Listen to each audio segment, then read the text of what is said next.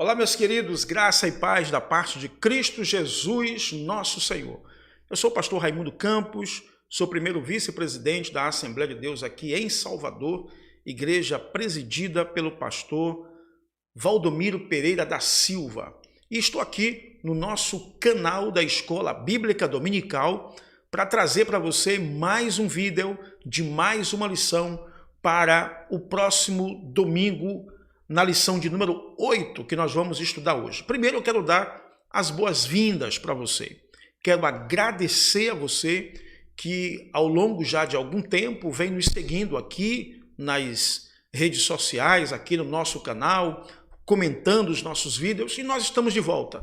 Ficamos um tempo fora por questões pessoais, falta de tempo, muitas obrigações, mas agora nós estamos voltando e eu quero que você se sinta à vontade aqui no nosso canal de subsídios para professores da Escola Bíblica Dominical. É um prazer ter você aqui. E hoje nós estamos com um vídeo muito especial, porque hoje nós vamos falar da lição de número 8 desse segundo trimestre de 2020. Eu quero lembrar a você que nós estamos estudando aí a lição de número... Nós estamos nesse tema hoje, a lição de número 8, do dia 24 de maio, edificando sobre o fundamento dos apóstolos e dos profetas. Esta é a lição que nós vamos estudar hoje. Seja bem-vindo, fique à vontade, pegue a sua Bíblia, faça suas anotações. Eu quero dizer para você, aqui nessa introdução, primeiro, que o nosso canal não tem como objetivo ensinar ponto a ponto as lições da escola dominical, tópico por tópico. Este é um canal de subsídios para professores da Escola Bíblica Dominical. Então, nós vamos dar para você aqui alguns subsídios e aquilo que nós entendemos ser importante para você durante suas aulas na classe de adultos. Muito bem, o tema da lição que vamos estudar no dia 24 de maio é edificando sobre o fundamento dos apóstolos e dos profetas. Esse é o nosso tema. O nosso texto áureo, lembrando que texto áureo, a palavra áureo vem de ouro, é o texto de ouro, é o texto mais importante, é o texto que salta na lição, é o texto onde boa parte da lição está embasada. E esse texto áureo desta semana diz: edificados sobre o fundamento dos apóstolos e dos profetas, de que Jesus Cristo é a principal pedra da esquina. Efésios capítulo 2, versículo 20. Você que é professor, sempre que você for começar a sua aula, é bom ressaltar para que fique fixado na mente do seu aluno que existe um texto central, existe um texto no qual boa parte da lição se apoia e boa parte da ideia parte desse texto.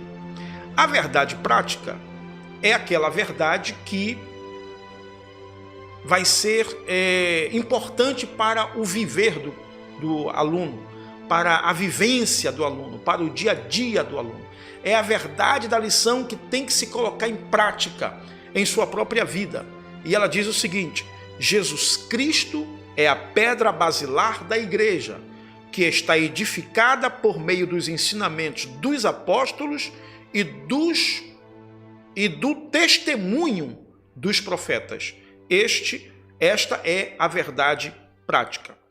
Como você sabe, toda aula ela tem um objetivo. Toda aula tem um objetivo. Todo bom professor sabe que quando ele vai para a sala de aula, ele tem um objetivo. As nossas lições da Escola Bíblica Dominical, elas sempre têm objetivos, o objetivo geral e os objetivos específicos. Lembrando que os objetivos específicos, eles emanam do objetivo geral. Você já imaginou você indo para uma sala de aula e você não saber o que você vai falar? O que você vai dizer? Que objetivo você tem com aquela aula? O que você quer alcançar na mente dos seus alunos? Então é imprescindível que o professor da escola dominical saiba quais são os objetivos para aquela lição. Quais são os objetivos que aquela lição quer alcançar. Então, muito bem, o objetivo geral desta lição é ensinar que Cristo é a base da igreja e estamos alicerçados na doutrina dos apóstolos e no testemunho dos profetas. Este é o objetivo geral, ensinar que Cristo é a base da igreja. Isso é muito importante porque existe um ensinamento antibíblico que quer ensinar que Pedro é que é a base da igreja, é o fundamento da igreja. Não, o fundamento da igreja é Cristo. As palavras no grego em Mateus capítulo 16, versículo 18, onde Jesus diz assim,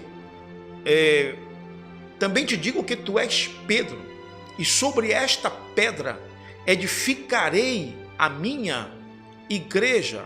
Veja bem, as duas palavras, a palavra para Pedro e a palavra para pedra, elas são distintas no grego. A palavra para Pedro é uma palavra que indica pedregulho, pequena pedra. E a palavra para pedra, sobre esta pedra, significa um nome, significa uma base, significa uma rocha, algo maior, algo sustentável. Pedro jamais poderia ser a base da igreja, porque quem morreu pela igreja foi Jesus. E Pedro, lá na frente, ele vai dizer que Cristo é a pedra angular, ele é a pedra da igreja. Então, é importante enfatizar isso nessa lição, porque a base da igreja é Jesus. E estamos alicerçados na doutrina dos apóstolos e no testemunho dos profetas. Os objetivos específicos. O primeiro objetivo específico é explicitar que no Antigo Testamento Deus habitou no tabernáculo e no templo, mas no Novo habita em nós por meio do seu Espírito Santo. Esse é o seu primeiro objetivo. A lição aconselha que cada objetivo deste seja alcançado em cada tópico. Neste vídeo, nós não vamos tratar deste assunto, nós vamos dar para você subsídios, porque este assunto ele está bem explicado na lição. Portanto, o que nós pretendemos com você é lhe dar alguns subsídios. Muito bem, o segundo objetivo específico é apresentar o fundamento da igreja como a doutrina dos apóstolos e testemunho dos profetas. Este é o segundo objetivo. O terceiro objetivo é refletir que somos templo do Espírito Santo e devemos viver em santidade. Esses são os três objetivos específicos. Bem, nós vamos agora entender o seguinte, que esta lição está sujeita ao tema central desse trimestre. Então, eu quero que você lembre disso. O tema central desse trimestre é a igreja eleita, redimida pelo sangue de Cristo, selada com o Espírito Santo da promessa. Quando você estiver ensinando sua lição, você tem que entender que o tema de cada lição está subordinado a este tema principal. Portanto, cada lição ela segue uma linha de raciocínio a partir deste tema central. Muito bem, vamos lá. A carta aos Efésios, uma outra coisa importante saber, é que a carta aos Efésios é um verdadeiro compêndio sobre a doutrina da salvação. Esta carta, ela lança alicerces principalmente nos capítulos de 1 a 3, sobre a doutrina da salvação. Isso é importante você saber. Perceba que nós estamos tratando disto desde a segunda lição para cá. A penúltima lição, por exemplo, falou... deixa eu ver aqui. A penúltima lição falou sobre... a lição de número 6 falou da condição dos gentios sem Deus. A lição 7 falou sobre a nossa reconciliação com Deus. São assuntos pertinentes ao que nós chamamos de soteriologia, a doutrina da salvação. Então, antes de você ir para a sala de aula, essas coisas têm que estar em sua mente. A carta aos Efésios é um discurso, principalmente do primeiro capítulo ao terceiro capítulo, sobre a doutrina da salvação. E os capítulos 4, 5 e 6 desta carta, eles vão tratar mais desta doutrina na prática, no dia a dia dos irmãos de Éfeso, ou melhor, no dia a dia nosso, no dia a dia da igreja. Por exemplo, capítulo 4, você vai ver ele falando lá que você não deve... Quem mentia não mente mais, quem roubava não rouba mais. Capítulo 5 ele vai falar de família, de marido, de esposa, de filhos. Ele vai falar das relações, né, de pai e filho, esposa, marido, esposa. Ele vai falar também da relação de senhor, servo, porque Paulo quer nos deixar bem claro que a doutrina da salvação ela não é só filosófica, ela é prática. Muito bem. A outra coisa que você deve fazer é analisar o contexto. Um bom professor, principalmente se você está seguindo lições cujos temas estão amarrados um no outro, um bom professor vai ter a coerência de, diante dos alunos, voltar às lições anteriores, se for preciso, para lembrar-lhes que aquela lição está seguindo uma linha de raciocínio que está ligada com as lições anteriores. Até porque, para você, o texto que nós vamos estudar nesta semana, do dia 24, eu vou consultar aqui a minha lição, só para você ter uma ideia, ele já começa da seguinte forma. Ele começa assim: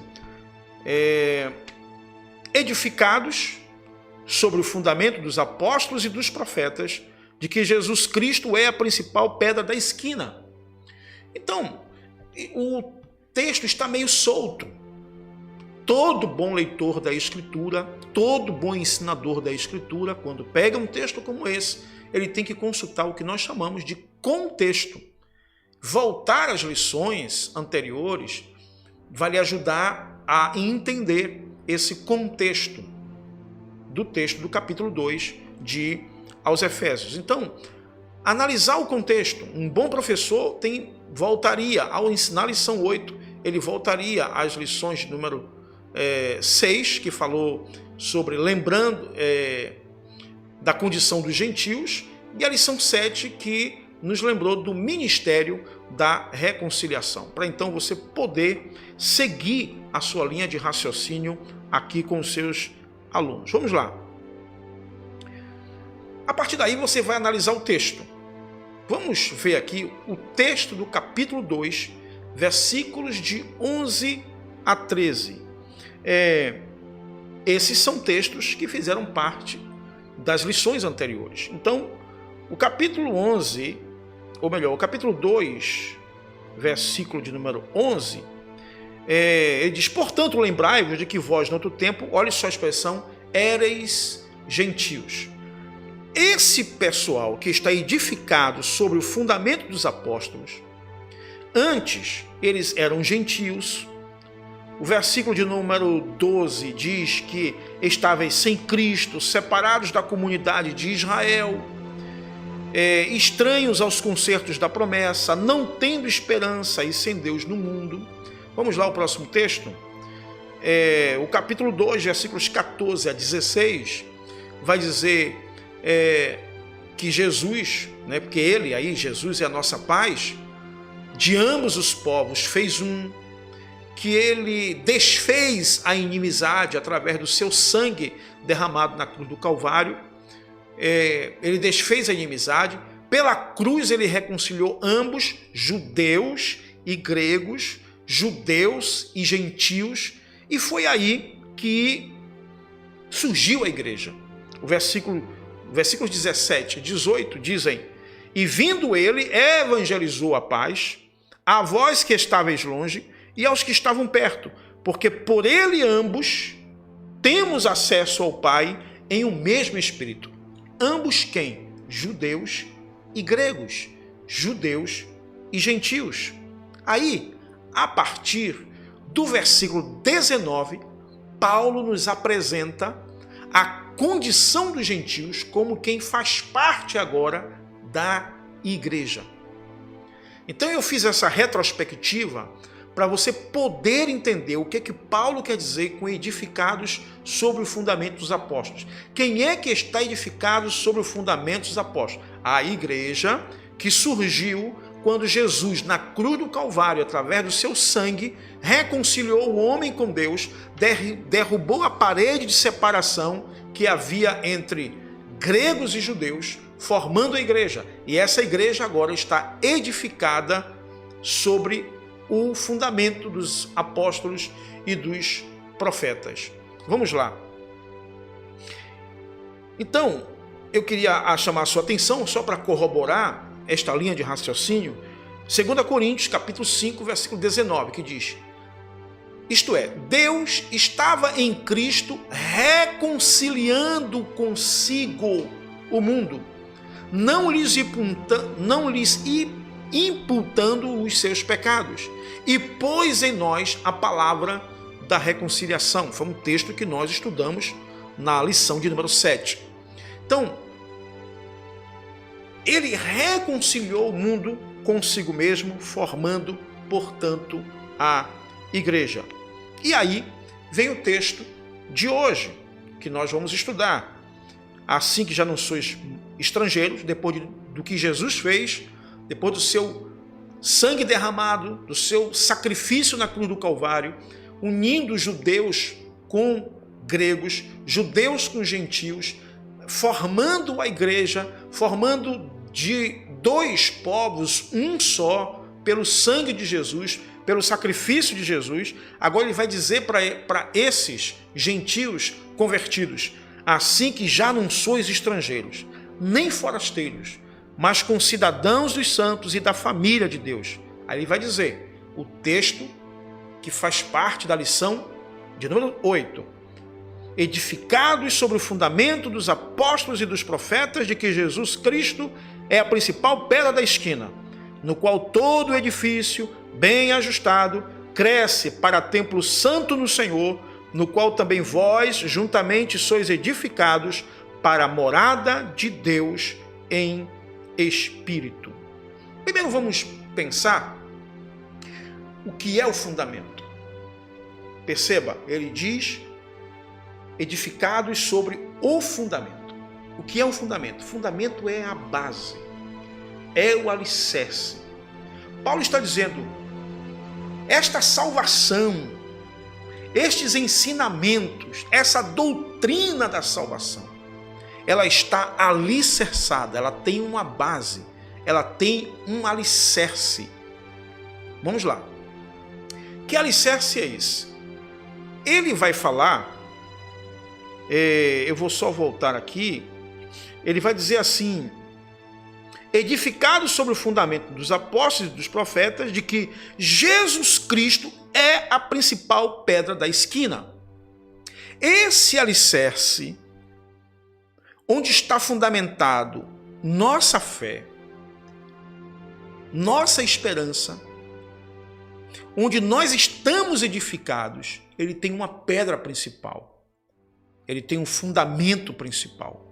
Os apóstolos fazem parte desse fundamento, mas há uma pedra principal. E é sobre isso que eu quero falar nesse tópico para você. A pedra principal, Jó, capítulo 38, versículo 6, Jó 38:6. Voltando aí no 18, no slide 18, isso aí.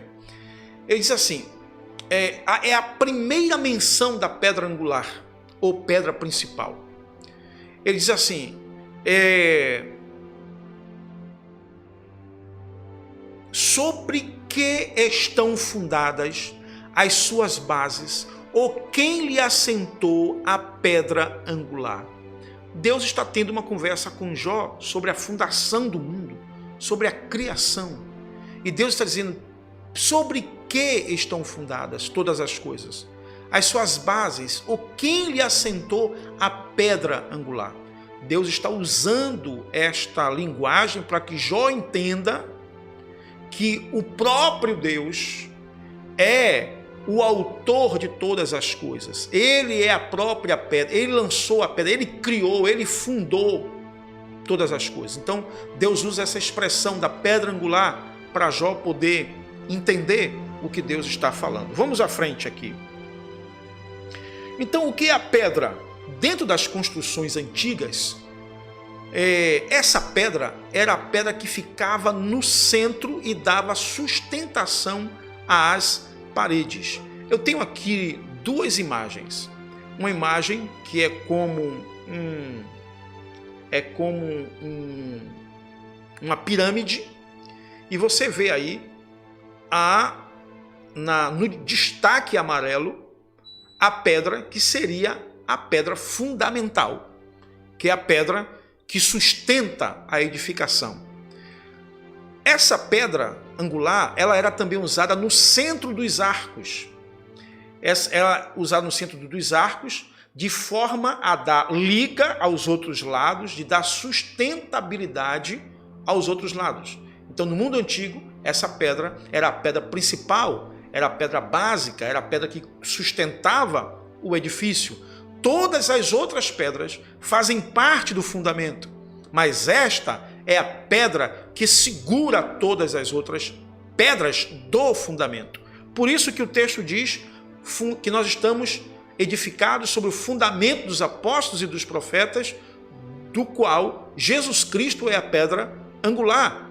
Isto é, eles são pedras deste fundamento, mas a pedra principal é o Senhor Jesus. Vamos à frente. Por que Jesus é chamado de a pedra angular?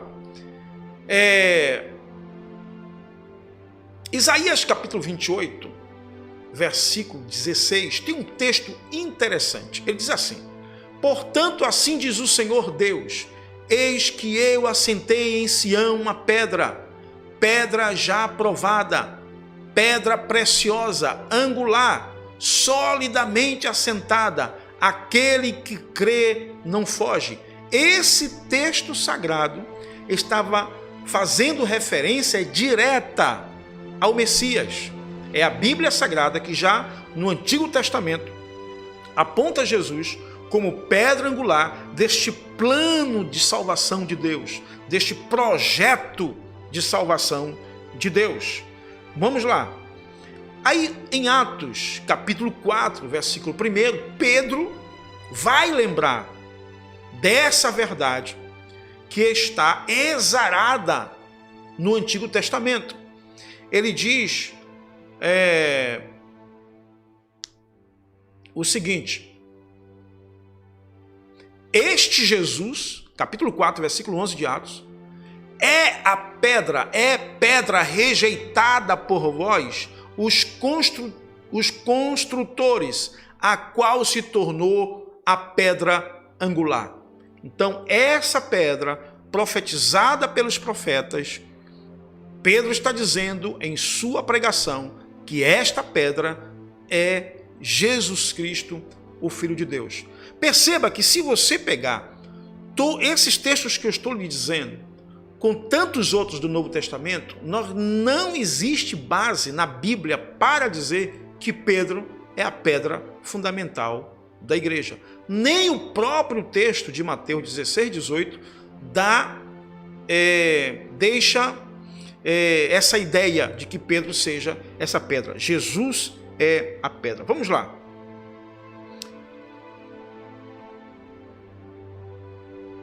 Quando a Bíblia usa o termo pedra angular aplicado a Jesus Cristo, ela está destacando a posição exaltada de Jesus dentro desse contexto da salvação. Ele é a base, ele é o princípio, sem ele nada disso haveria. Por isso Pedro disse, em cima no céu, embaixo na terra, em 4:12 de Atos dos Apóstolos, não há outro nome dado entre os homens pelo qual possamos ser salvos, não há outro. Tudo está nele, tudo converge para ele. Então, pedra angular aí é justamente isso, é a posição de Jesus como vou usar aqui a expressão peça, porque é a palavra que está me vindo à mente agora, mas como se ele fosse a peça fundamental. Vamos usar a palavra pedra mesmo, né? A pedra fundamental de tudo isso, dessa construção, é o próprio Senhor Jesus. O próprio Jesus, em Lucas capítulo 20, versículos 17 a 18, se apresentou, deixou a entender que ele era essa pedra. Olha o que ele diz. O texto diz assim: mas Jesus, fitando-os, disse: que quer dizer, pois, o que está escrito? Que quer dizer, pois, o que está escrito? A pedra que os construtores rejeitaram, esta veio a ser a principal pedra angular. Todo que cair sobre esta pedra ficará em pedaços, e aquele sobre quem ela cair ficará reduzido a pó. O contexto desse texto dá a entender que Jesus falava dele mesmo. Agora, o interessante, eu queria destacar isso aqui, é que ele diz: todo que cair sobre esta pedra ficará em pedaços, e aquele sobre quem ela cair ficará reduzido a pó. Isto fala de que ninguém pode resistir a esta pedra fundamental, ninguém pode lutar contra Jesus e sair vitorioso. Ele é invencível, ele é o Filho de Deus, ele é o autor e consumador da nossa fé, é o autor da nossa salvação. Então, não há ninguém que possa lutar contra ele. Os apóstolos também defenderam essa ideia. Olha que Paulo, aí é o que nós temos que vir para o texto do capítulo 2, versículo 20, onde o próprio Paulo apresenta Jesus como esta pedra angular. Então vamos lá. Esse fundamento sobre o qual estamos edificados, esse fundamento é Jesus. Isto está provado na Escritura Sagrada, que este fundamento é Jesus, o Filho de Deus. Mas existe o fundamento dos apóstolos. E aqui eu quero chamar a sua atenção aqui para o nosso próximo slide. Atos capítulo 2, versículo 42, aquele texto célebre, quando a gente pensa em igreja primitiva, diz assim: e perseveravam na doutrina dos apóstolos e na comunhão e no partir do pão e nas orações. E perseveravam na doutrina dos apóstolos. Eu quero só voltar aqui na minha lição na verdade prática. Não precisa voltar aqui no slide, só aqui eu vou voltar para você. A verdade prática diz assim: Jesus Cristo é a pedra basilar da igreja, que está edificada por meio dos ensinamentos dos apóstolos e do testemunho dos profetas. Então esse fundamento de que está falando o capítulo 2, versículo 20, são os ensinamentos, é a doutrina, é a revelação que os apóstolos deram a partir da compreensão, da revelação do Espírito Santo, a partir do que se entendia pela Escritura da época que estava no Antigo Testamento. Sobre isso nós vamos falar mais um pouco daqui a pouco. Então, os apóstolos tinham um ensinamento, os apóstolos tinham um fundamento, eles tinham um evangelho. Vamos lá. Veja comigo, 1 João, capítulo 1, versículos de 1 a 3, para a gente corroborar isso aqui. Diz lá: o que era desde o princípio, o que ouvimos. Perceba bem, eu coloquei em destaque ali para você também fazer um sinal aí na sua Bíblia. O que ouvimos, o que vimos com os nossos olhos, o que temos contemplado e as nossas mãos tocaram na palavra da vida, porque a vida foi manifestada e nós a vimos e testificamos dela e vos anunciamos. Os apóstolos ouviram e os apóstolos anunciaram isto que eles ouviram de Jesus, que é a pedra fundamental. Isto eles anunciaram. Isto que eles anunciaram é o fundamento sobre o qual a igreja de Cristo está edificada. Esses apóstolos lançaram os alicerces dessas doutrinas provenientes daquilo que eles ouviram da pessoa de nosso Senhor e Salvador Jesus Cristo. Por isso que diz assim, que estava com o Pai e nos foi manifestada.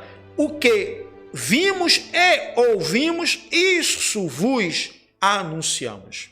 Então, que fundamento é esse? Passe isso para os seus alunos. Esse fundamento são os ensinamentos dos apóstolos, baseados naquilo que eles ouviram do próprio Senhor Jesus, que é a pedra angular na construção desse processo da salvação. Vamos lá, vamos à frente. Atos capítulo 15, versículos 1 e 2. Eu quero lembrar para você um episódio interessantíssimo da nossa lição. Ele diz assim: então alguns dos que tinham descido da Judéia ensinavam assim os irmãos: se não vos circuncidardes conforme o uso de Moisés, não podeis salvar-vos. Olha só, no começo da igreja houve uma discussão sobre salvação. E os judeus da circuncisão, que nós poderíamos chamar hoje de judeus ortodoxos, eles pregavam, ensinavam para os crentes gentios que se eles quisessem ser salvos, eles tinham que se circuncidar. Aí o texto do versículo 2 diz: tendo tido Paulo e Barnabé não pequena discussão e contenda contra eles, resolveu-se que Paulo e Barnabé e alguns dentre eles subissem a Jerusalém aos apóstolos e aos anciãos sobre aquela questão. Então houve ali o que nós chamamos hoje de o primeiro concílio da igreja. Então nós vamos conversar sobre isso, vamos discutir sobre isto em um concílio. Capítulo 15, versículos 28 e 29, que é muito conhecido, vai mostrar qual o resultado deste concílio. Eles vão dizer: pareceu bem, na verdade, pareceu bem ao Espírito Santo e a nós não vos impor mais encargo algum, senão estas coisas necessárias, que vos abstenhais das coisas sacrificadas aos ídolos e do sangue, e da carne sufocada e da fornicação, das quais coisas bem fazeis se vos guardardes, bem vos vá. Então, ali estava os primeiros indícios dos alicerces da doutrina lançados pelos apóstolos no primeiro concílio da igreja em Jerusalém. São sobre esses fundamentos que Paulo está dizendo que a igreja está edificada, está fundamentada. Aí no capítulo 16, versículo 4, Paulo vai dizer assim: e quando iam passando pelas cidades, isto Paulo já está em uma de suas viagens missionárias, lhes entregavam para serem observados os decretos que haviam sido estabelecidos pelos apóstolos e anciãos em Jerusalém. Decretos eram os primeiros fundamentos da doutrina cristã que tinha sido decidida ali no concílio em Jerusalém e que agora era ensinada à igreja. Por onde Paulo passava com a sua equipe, Paulo cuidava que essa doutrina, esses alicerces, fossem ensinados àqueles crentes. Por isso que em Judas, capítulo 1, versículos 17 e 18, diz assim: mas vós, amados, lembrai-vos das palavras que vos foram preditas pelos apóstolos de nosso Senhor Jesus Cristo, os quais vos diziam que nos últimos tempos haveria escarnecedores que andariam segundo as suas ímpias concupiscências. Vou repetir: mas vós, amados, lembrai-vos das palavras que vos foram preditas pelos apóstolos de nosso Senhor Jesus Cristo. Olhe como Judas coloca o ensinamento para a igreja. Olhe, as palavras dos apóstolos, elas são fundamentos, elas são ensinamentos fundamentais, melhor dizendo, para a igreja. Vocês devem lembrar, isto era levado muito a sério na igreja de então. Aqueles ensinamentos eram considerados os fundamentos da igreja, os alicerces da igreja. Vamos lá. 2 Tessalonicenses 2, 13 a 15, Paulo diz assim: mas devemos sempre dar graças a Deus por vós, irmãos amados do Senhor, por vos ter Deus elegido desde o princípio para a salvação, em santificação do Espírito e fé da verdade, para que, olha só que expressão extraordinária, pelo nosso Evangelho vos chamou. Olha, nosso Evangelho são os fundamentos dos apóstolos, que eles chamavam de nosso Evangelho. Por que nosso Evangelho? Porque eles foram os primeiros a dissecar a doutrina cristã, foram os primeiros a lançar os alicerces, os fundamentos da doutrina cristã, a partir do que Jesus ensinou e a partir do testemunho dos profetas. O que Jesus ensinou tinha ratificação, ou era ratificado pelo testemunho dos profetas. Então, vamos agora a uma coisa importante para você saber nesta lição, que é a questão do testemunho dos profetas. O texto está dizendo, edificados sobre o fundamento dos apóstolos e dos profetas. Para isso, eu quero chamar a atenção aqui uma observação no segundo tópico desta lição, terceiro subtópico. Olha o que o escritor diz. Eu não quero causar polêmica aqui com isso, mas eu observo algo aqui nessa parte que não tem embasamento com o Novo Testamento. Ele diz o seguinte: a palavra grega profetes significa proclamador e intérprete da revelação divina. Até aí tudo bem. Apóstolos e profetas indica tratar-se dos profetas da igreja e não os do Antigo Testamento. E aqui eu discordo. E eu vou mostrar a você nesse vídeo porque eu discordo. Ele usa aqui um texto e diz assim: mais adiante Paulo assegura que a compreensão do mistério que no passado estivera oculto, de que os gentios tinham igual posição no corpo de Cristo e eram participantes da promessa, foi revelada pelo Espírito aos profetas do Novo Testamento. Não. Ele vai usar aqui o texto de Efésios capítulo 3, versículo 4 a 6, que realmente está falando de profetas do Novo Testamento. Mas ele mesmo cita 2 Pedro capítulo 1, versículo 21, que não é referência aos profetas do Novo Testamento, mas do Antigo Testamento. E eu vou mostrar aqui nesse vídeo a você por quê. Então vamos lá, o testemunho dos profetas. Eu botei aí uma imagem que eu achei bonita só para ilustrar. Essa imagem, ela é uma obra barroca, uma escultura de Aleijadinho, na cidade de Congonhas, no interior de Minas Gerais, onde em frente à igreja daquela cidade tem os 12 profetas, a escultura de 12 profetas do Antigo Testamento. Eu coloquei aqui só para ilustrar a nossa aula. Vamos lá. Vamos para Atos capítulo 15, versículos 14 a 16. Vamos aqui. Ele diz assim: Simão relatou, isso aqui é no concílio, naquele concílio que eu falei em Jerusalém, no capítulo 15 de Atos. Simão relatou como primeiramente Deus visitou os gentios para tomar deles um povo para o seu nome. E com isso concordam as palavras dos profetas, como está escrito. Aí ele vai citar o Antigo Testamento, porque ele está falando de profetas do Antigo Testamento.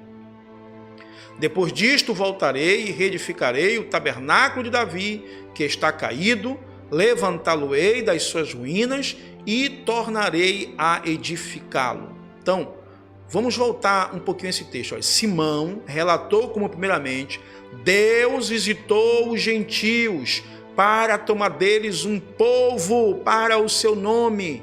Simão está sendo enfático, ele está falando da salvação, como Deus visitou o seu povo por intermédio de Jesus Cristo para formar a igreja. Ele disse que disso concordam as palavras dos profetas. E aí ele cita uma dessas profecias do Antigo Testamento. Então, o fundamento dos apóstolos e dos profetas aqui é porque todo o Novo Testamento é construído com base no Antigo Testamento. Tanto é que todas as vezes que eles estavam tentando provar ou provando que Jesus era o Messias, eles recorriam a quem? Ao Antigo Testamento. O próprio Jesus, no caminho de Emaús, fez referência às profecias do Antigo Testamento para mostrar o grande plano da salvação de Deus para aqueles homens do caminho de Emaús. Então, este testemunho dos profetas aqui é o testemunho dos profetas do Antigo Testamento, a Escritura, a Bíblia Sagrada da Igreja primitiva, dos apóstolos de nosso Senhor e Salvador Jesus. Vamos aqui.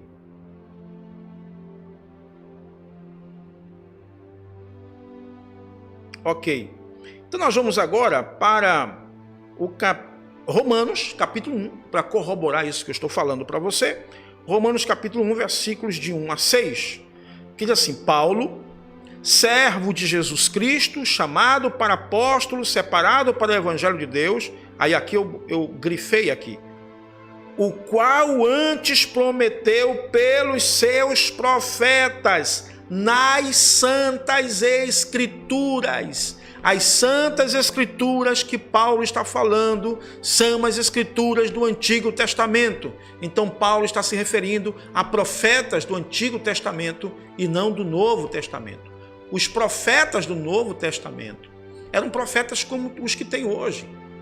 Eles eram homens usados por Deus para trazerem determinadas profecias, mas eles não tinham a mesma importância no que diz respeito ao plano da salvação dos profetas do Antigo Testamento. Vamos lá. Eu citei aqui. Aí ele vai dizer, acerca de seu filho, que nasceu da descendência de Davi segundo a carne, declarado filho de Deus em poder, segundo o Espírito de santificação, pela ressurreição dentre os mortos, Jesus Cristo nosso Senhor, pelo qual recebemos a graça e o apostolado para a obediência da fé entre todas as gentes pelo seu nome, entre as quais sois também vós chamados para serdes de Jesus Cristo. Então tudo isso tem o testemunho dos santos profetas do Antigo Testamento. 1 Pedro, capítulo 1, versículos 10 a 12, Pedro diz assim, da qual salvação, veja bem isso, inquiriram e trataram diligentemente quem? Os profetas que profetizaram da graça que vos foi dada, indagando que tempo ou que ocasião de tempo o Espírito de Cristo que estava neles indicava anteriormente, testificando os sofrimentos que a Cristo haviam de vir e a glória que se lhes havia de seguir. E aí ele segue o texto.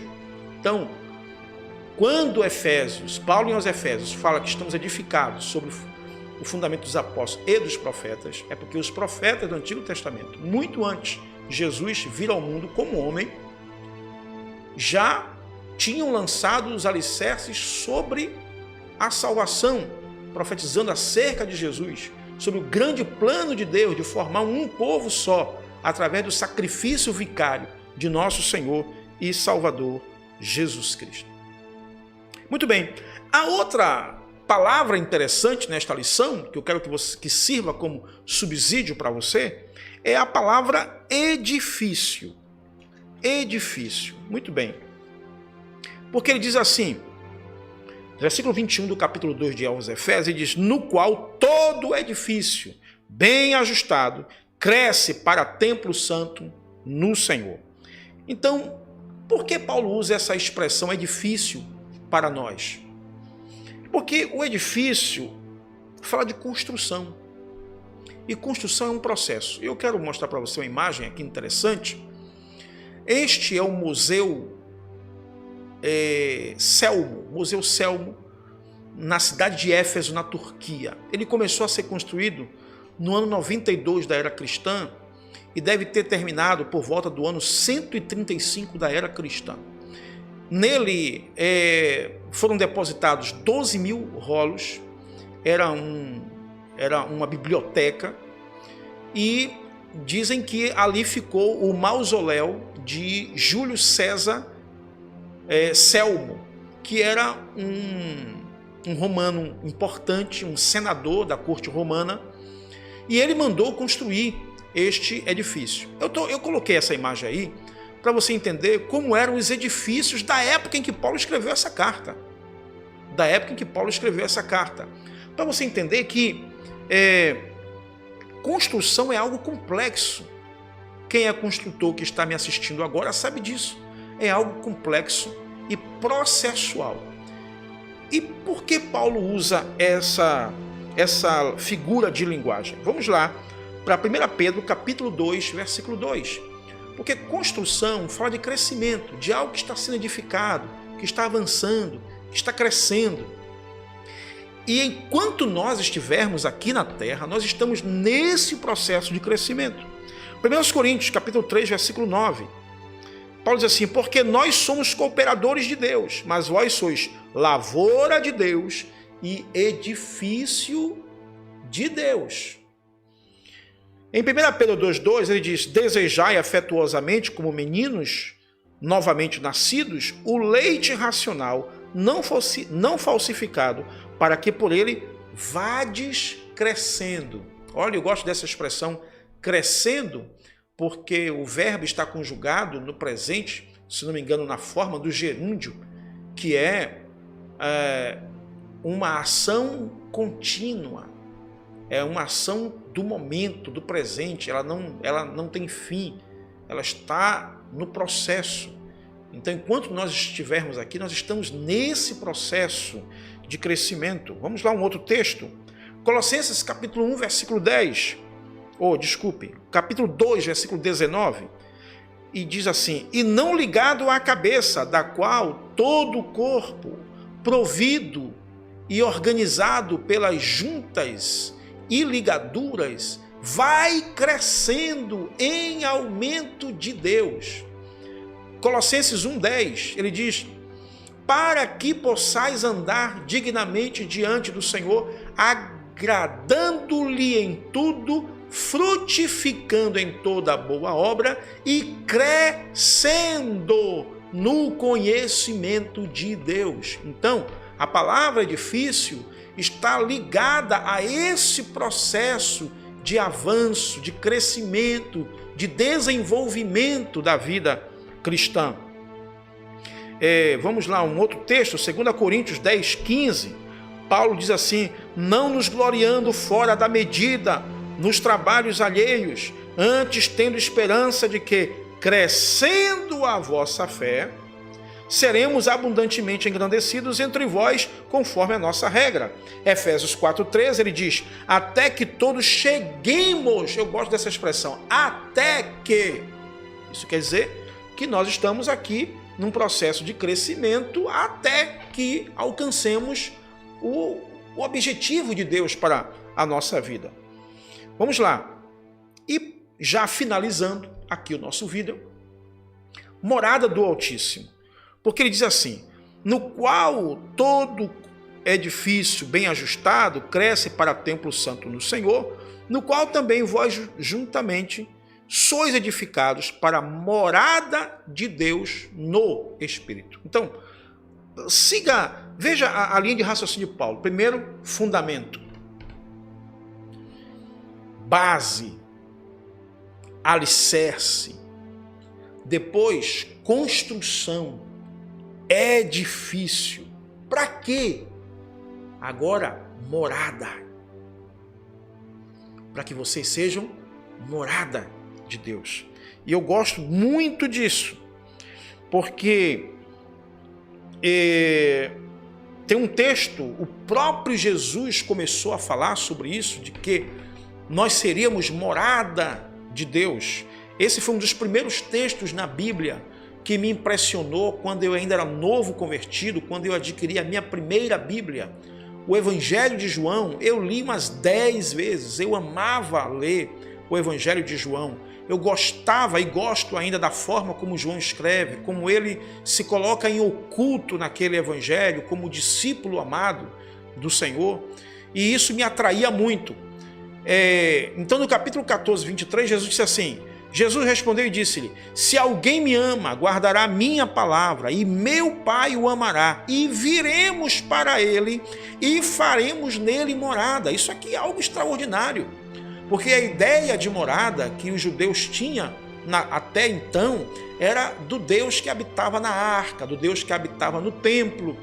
E Jesus agora está dizendo, não, vocês, o Pai virá através do Espírito Santo e fará morada. Meu Pai o amará e viremos para ele. Olha que coisa maravilhosa. E viremos. Dá a entender que a Trindade vem morar em nós. João 14, 17 diz, o Espírito de verdade que o mundo não pode receber porque não vê nem o conhece, mas vós o conheceis, porque habita convosco e estará em vós.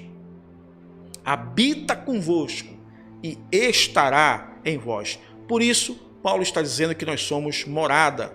E aí, essas são palavras de Jesus. Todos os apóstolos, as cartas no Novo Testamento vão concordar, vão se alinhar com essa palavra de Jesus. 1 Coríntios, capítulo 3, versículo 16, Paulo diz assim, não sabeis vós que sois o templo de Deus. Olha aí, vocês são feito edifício, Paulo disse em Efésios, capítulo 2, para a morada de Deus. Então Paulo está dizendo, vocês são templo de Deus e que o Espírito de Deus habita em vós. Eu gosto dessa expressão habita, ele mora. Ele não vem fazer uma visita, ele mora, ele está com você. 2 Timóteo 1,14, guarda o bom depósito pelo Espírito Santo que habita em nós. Tiago 4,5, ou cuidais que em vão, diz a Escritura, o Espírito que em nós habita tem ciúmes? Vamos lá um outro texto, Efésios 3,17, para que Cristo habite pela fé, nos vossos corações. 1 Coríntios 6,19, e não sabeis que o vosso corpo é templo do Espírito Santo que habita em vós, ele faz morada em vós, proveniente de Deus e que não sois de vós mesmos? Meus queridos, isso que eu tentei trazer para você aqui são alguns subsídios que vão ser importantes para você compreender todo o conteúdo desta lição e passar para os seus alunos. O que eu quis fazer aqui foi uma exegese do texto do capítulo 2, versículo 20 em diante, aos Efésios.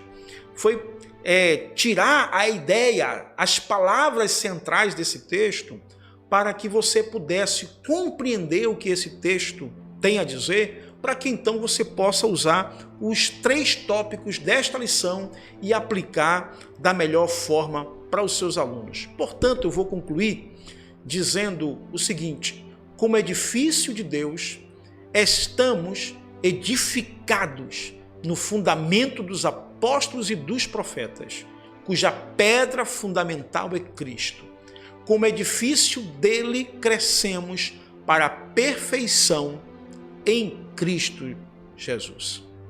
Muito bem, estes foram os subsídios da lição de número 8 do dia 24 de maio da classe de adultos. Eu espero que possa servir relevantemente para a sua vida. Eu quero convidar você a curtir nosso vídeo, a compartilhar em suas redes sociais, a se inscrever aqui no nosso canal e assinar e clicar aí no sininho de notificação para que você seja avisado toda vez que um vídeo nosso for ao ar.